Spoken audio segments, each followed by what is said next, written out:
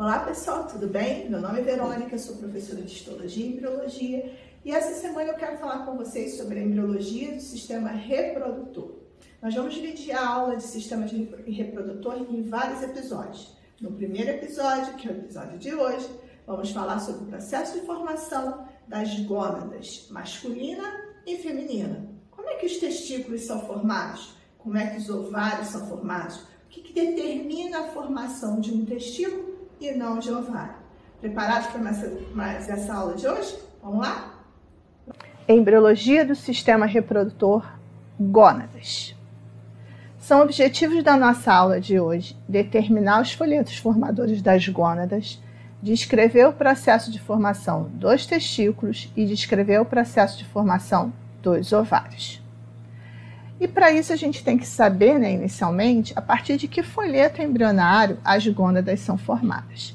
E o folheto embrionário do sistema reprodutor, ou melhor falando, do aparelho urogenital, é o mesoderma intermediário. Aquele mesoderma intraembrionário que ficava entre o paraxial, de onde serão formados os somitos, e o lateral, que era dividido numa placa lateral somática e esplêncnica. Vai ser exatamente aqui, no mesoderma intermediário, ou melhor falando, a partir dessas células que a gônada será formada. Como é que isso vai acontecer? Bom, inicialmente, a gente vai ter a formação de uma crista urogenital. Essa crista urogenital tem uma parte lateral, onde serão formados os rins, os dois provisórios e o definitivo, e uma parte medial, onde as células mesoteliais vão sofrer proliferação, espessamento, vão formar cordões que vão adentrar o mesênquima subjacente.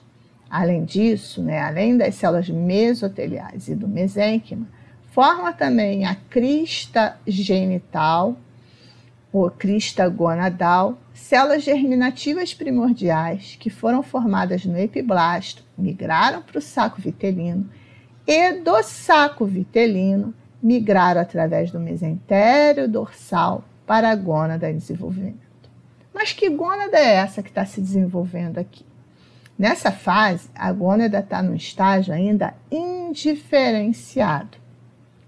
Embora o sexo cromossômico seja determinado no momento da fertilização, dependendo de qual espermatozoide fecundou o ovócito, se for um espermatozoide X ou um espermatozoide Y, a gônada ela passa por um período indiferenciado. Aqui a gente pode observar a crista gonadal, que é a estrutura medial. Aqui a gente tem os rins em formação. Esse aqui é o ducto mesonéfrico, que é o ducto do segundo rim provisório.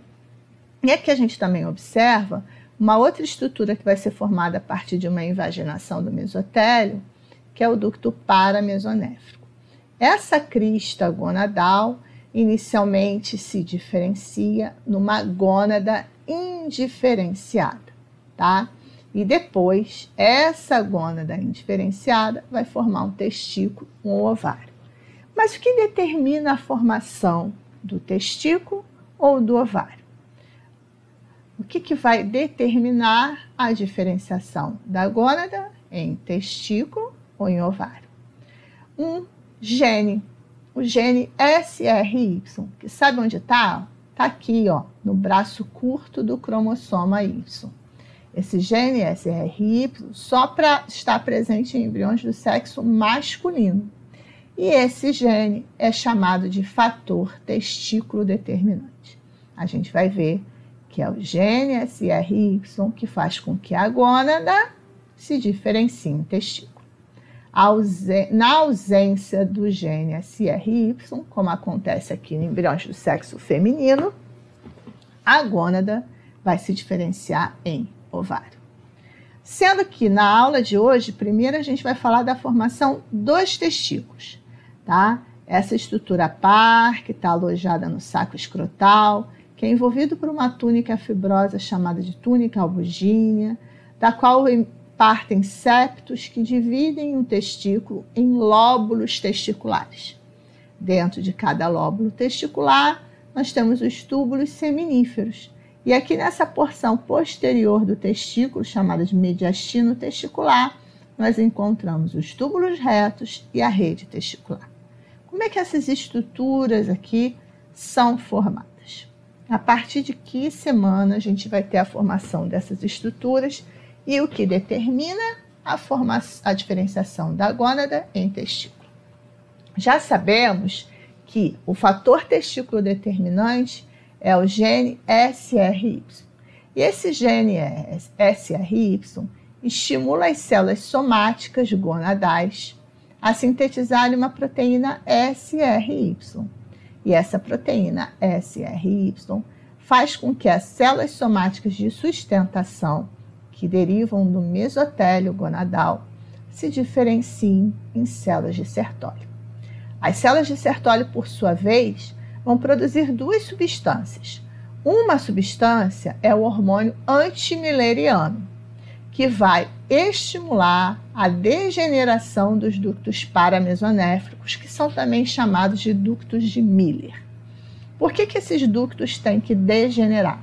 Porque os ductos paramesonéfricos, quando se desenvolvem, se diferenciam em tubas uterinas, útero e parte da vagina. Embrião humano não tem, né, gente? Então, eles vão sofrer um processo de degeneração. Enquanto isso, as células de Sertoli também produzem uma outra substância que a gente não sabe ao certo o que é, mas existe uma substância que vai estimular a diferenciação de algumas células mesenquimais, tá? Do estroma gonadal em células de Leydig. E a gente sabe que as células de Leydig são as células produtoras de testosterona que estão ao redor dos túbulos seminíferos. Essa testosterona produzida aqui no embrião vai fazer com que os ductos genitais masculinos e a vesícula seminal sejam formados a partir dos ductos paramesonéficos. Desculpa, a partir dos ductos mesonéficos, que os paramesonéficos são ductos do sistema genital feminino. Além disso, durante a vida fetal, a testosterona também vai ser convertida em dihidrotestosterona. E esse hormônio, no interior de tecidos-alvo, como por exemplo na genitália indiferenciada, faz com que a genitália externa masculina seja formada e estimula a diferenciação também da próstata. Porém, nós vamos falar da formação dos ductos genitais, da genitália externa e das glândulas em uma outra aula. Bom, e aí, pessoal? Como é que então essa gônada indiferenciada vai se diferenciar em testículo? A gente já sabe que quem determina isso tudo é o gene SRY. Mas quais são as modificações que vão acontecer na gônada para que ela forme então os testículos? Primeira coisa, o mesotélio, que é esse epitélio aqui que está revestindo a gônada, um epitélio derivado do mesoderma intermediário, ele vai sofrer um espessamento e vai proliferar formando cordões que vão penetrar no mesênquima subjacente. Esses cordões, formados a partir de células mesoteliais de sustentação, são chamados de cordões sexuais primários. E eles invadem o mesênquima, indo em direção à parte mais interna da gônada, que a gente vai chamar de medula. Essas células germinativas, esses cordões sexuais primários vão receber as células germinativas primordiais, que vão estar lá no saco uterino e vão migrar por aqui, ó, e vão incorporar essas células germinativas primordiais. E assim a gente vai ter a formação dos túbulos seminíferos, onde as células de sustentação dos túbulos são as células de Sertoli e as células germinativas primordiais vão se diferenciar nas espermatogônias. Vai ser a partir também desses cordões sexuais primários que serão formados os túbulos retos e a rede testicular. Bom, e o mesênquima, né? O mesênquima aqui subjacente, que foi invadido por esses cordões. Esse mesênquima vai formar o estroma testicular e também as células de Leydig, né? Que se diferenciam a partir de algumas células mesenquimais. Então, aqui, a gente já pode observar os túbulos seminíferos com as células de germinativas no seu interior e ao redor, aqui no testículo, as células de Leydig. Esse mesênquima ele também vai formar uma túnica fibrosa que envolve o testículo, que é chamada de túnica albugínea. Tá bom? Tudo bem? Tranquilo, né? Bem facinho isso. Bom, o embrião, né, assim, o feto, quando ele nasce, o testículo dele só tem duas populações de células, os túbulos seminíferos, né? Só tem duas populações de células, as células de Sertoli e as espermatogônias. O processo de espermatogênese vai acontecer depois, a partir da puberdade, por estímulo da testosterona, que é produzida lá pelas células de Leydig. Só quem vai estimular a produção de testosterona, a produção de testosterona pelas células de Leydig na puberdade, é um hormônio hipofisário chamado de LH. Então aqui a gente tem um esquema de um testículo pós-púbere, com células de Sertoli, espermatogônia, espermatócito 1, 2, espermátides e espermatozoides. Lembrando que essas células só vão estar presentes no testículo a partir da puberdade. E aqui eu tenho fotomicrografias com os túbulos seminíferos também pós-púberes, as células de Leydig aqui ao redor no interstício, e aqui em maior aumento, essa estratificação do túbulo seminífero que só acontece após a puberdade. Antes da puberdade, os túbulos seminíferos têm um aspecto glandular, porque eles não vão ter luz, como a gente pode observar aqui, e possuem somente duas populações de células. Tudo bem? Bom, o que mais que a gente precisa falar então do processo de formação do testículo? A gente precisa falar da descida do testículo, porque o testículo é formado lá na cavidade abdominal, só que ele tem que descer e se alojar aqui no saco escrotal. Por quê? Porque o testículo tem que ficar numa temperatura inferior à temperatura corporal, porque a temperatura corporal ela já é lesiva aos espermatozoides. E como é que isso vai acontecer? Bom, o testículo durante seu processo de formação, inicialmente ele vai estar aderido, né, ele está preso ao ducto mesonéfrico aqui, ó, e esse ducto mesonéfrico, ele vai estar ligado a um mesonéfro ainda funcionante. Porém, com a degeneração do mesonéfro, esses testículos eles vão ficar mais soltos, vão estar só ligados ao ducto, e ao ducto e aos túbulos mesonéfricos. Além disso, né, além dele ficar solto ali, um ligamento fibroso vai ser formado aqui, ó, abaixo do testículo, nessa região caudal do testículo, e vai ligar ele às saliências lábio-escrotais que estão se formando aqui na superfície externa do corpo desse embrião masculino, tá? E uma outra coisa que vai estar acontecendo é que os órgãos aqui que vão estar dentro da cavidade peritoneal, eles vai aumentar a pressão dentro dessa cavidade peritoneal. E isso também vai fazer com que o peritônio, que é esse aqui, ele se invagine, ó. Ele está se invaginando. Ele vai se invaginar e vai formar o chamado de processo vaginal. Além da formação desse processo vaginal, que vai servir de guia para a descida do testículo, o gubernáculo, com a formação do saco escrotal, ele vai se encurtar. Ele vai se encurtando e vai tracionando o testículo pelo esse processo vaginal, aqui pelo canal inguinal que está sendo formado. Até que o gubernáculo se encurta bastante e posiciona o testículo no saco escrotal. Uma vez no saco escrotal, o processo vaginal vai se fibrosar e vai ser formado a partir dele, só que essa parte caudal, uma túnica vaginal. E essa parte aqui de cima vai se fechar, fechando a comunicação do saco escrotal com a cavidade peritoneal. Porém, algumas coisinhas podem não dar muito certo, né, pessoal? Mas isso a gente não vai ver agora, a gente vai ver numa próxima aula de anomalias do sistema genital masculino. Aqui a gente tem, né, algumas origens, né? A fáscia espermática interna é formada a partir da fáscia transversal, que é essa aqui, ó. A túnica vaginal é formada a partir do processo vaginal, que é uma invaginação do peritônio. A face cremastérica, que é essa em verde, é formada a partir da fáscia do músculo oblíquo interno. A face espermática externa é formada a partir da fáscia do músculo oblíquo externo. E o gubernáculo, ele dá origem nessa estrutura aqui, que prende o testículo à bolsa escrotal, que ele foi encurtando. Tudo bem? Entenderam tudo sobre o testículo? Então, agora a gente vai falar um pouquinho sobre os ovários. Os ovários são as gônadas do sistema reprodutor feminino. Eles possuem uma região periférica chamada de região cortical, onde a gente encontra os folículos ovarianos, que são estruturas formadas pelo ovócito e por células foliculares, que são as células de sustentação.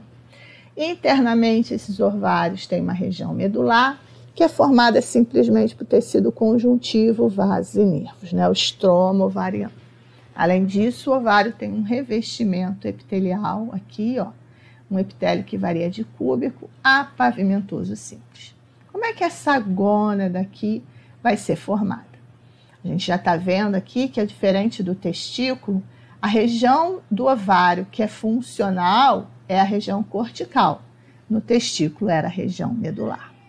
Primeira coisa que a gente precisa lembrar é que para que a crista gonadal, para que a gônada indiferenciada se diferencie em ovário, basta que não haja a proteína SRY, que foi sintetizada pelas células somáticas por estímulo do gene SRY.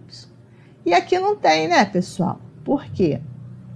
As mulheres, os embriões do sexo feminino, não possuem o cromossoma Y.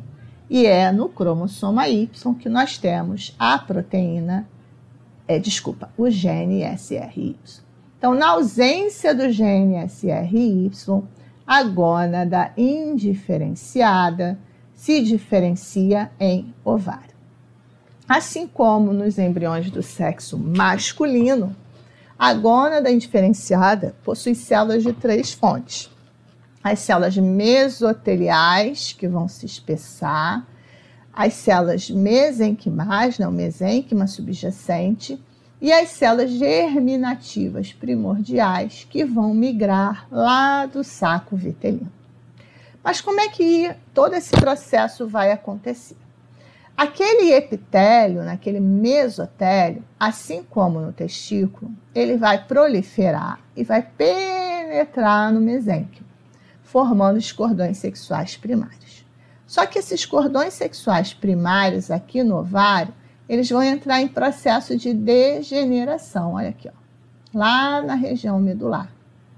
E uma segunda população de cordões, que são os cordões sexuais secundários ou corticais, vão ser formados, essa segunda população vai ser formada e vai também adentrar o mesênquima subjacente.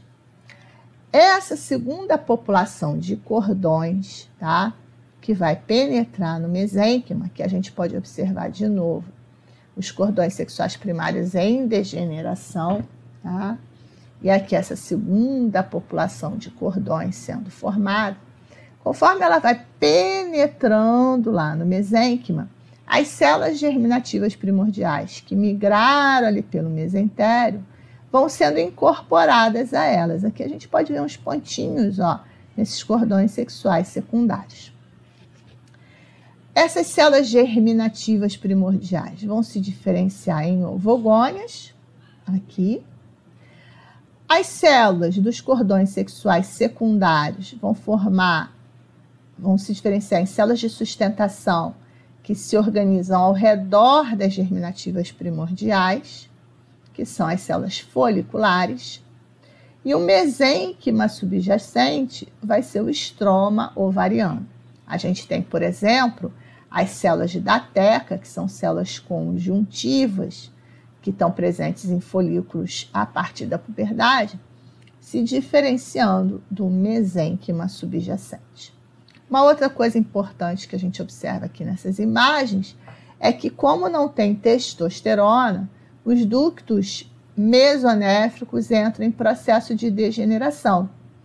E como não tem substância inibidora de Miller, o hormônio antimilleriano, porque aqui as células não tem células de Sertoli, os ductos paramesonéficos permanecem e se desenvolvem. Bom, então a gente pode aqui mais uma vez, né, falando, esse é um ovário pós-púbere, onde a gente observa aqui no centro a região medular, onde não tem folículos ovarianos, e aqui a região cortical, que tem os folículos ovarianos.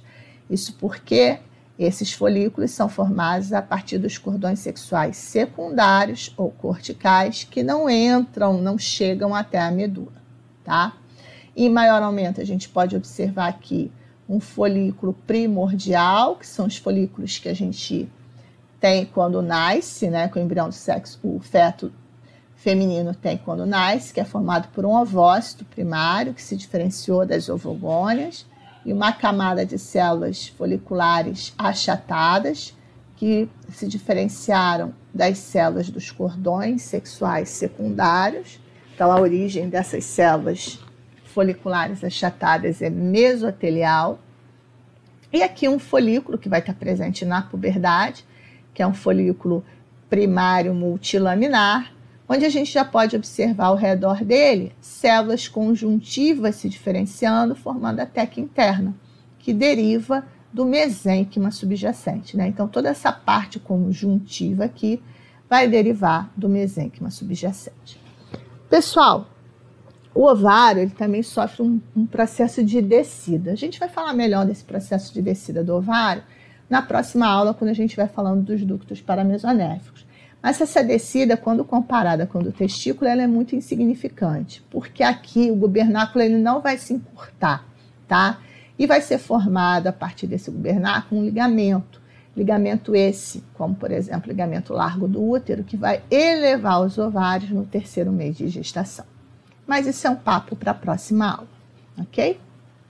Bom, gente, então a gente falou hoje que o sistema reprodutor, que as gônadas do sistema reprodutor, tem origem no mesoderma intermediário, né? Que vai ser formada a partir desse mesoderma intermediário, a porção medial dele, gônadas indiferenciadas, e que essas gônadas indiferenciadas têm células de 3 fontes: do mesotélio, que também pode ser chamado de epitélio celômico, do mesênquima subjacente e de células germinativas primordiais. Para a formação do testículo, há necessidade de um gene chamado gene SRY, que está no braço curto do cromossoma Y, e a parte da gônada que vai se desenvolver, dando origem aos túbulos seminíferos, é a medula. Já na formação do ovário, não há necessidade de nenhuma substância. A ausência do gene SRY vai levar à diferenciação da gônada em ovário. Lá serão formados cordões corticais, que é uma segunda geração de cordões derivadas do mesotélio. Esses cordões vão ser invadidos pelas células germinativas primordiais, vão se fragmentar, originando os folículos ovarianos. Ok? Bom, a bibliografia, né, pessoal? A embriologia clínica do Moore, a embriologia médica do Langman e o Larsen de embriologia humana. O Larsen está bem legal para falar desse processo de descida testicular, processo de descida dos ovários também, mas todos esses 3 livros são ótimos para o estudo desse conteúdo tão legal, tão importante de embriologia. E aí, pessoal, entenderam tudo direitinho? Aprenderam tudo sobre o processo de formação do ovário e do testículo? Então, até a próxima aula, quando falaremos sobre a formação dos ductos genitais masculinos e femininos.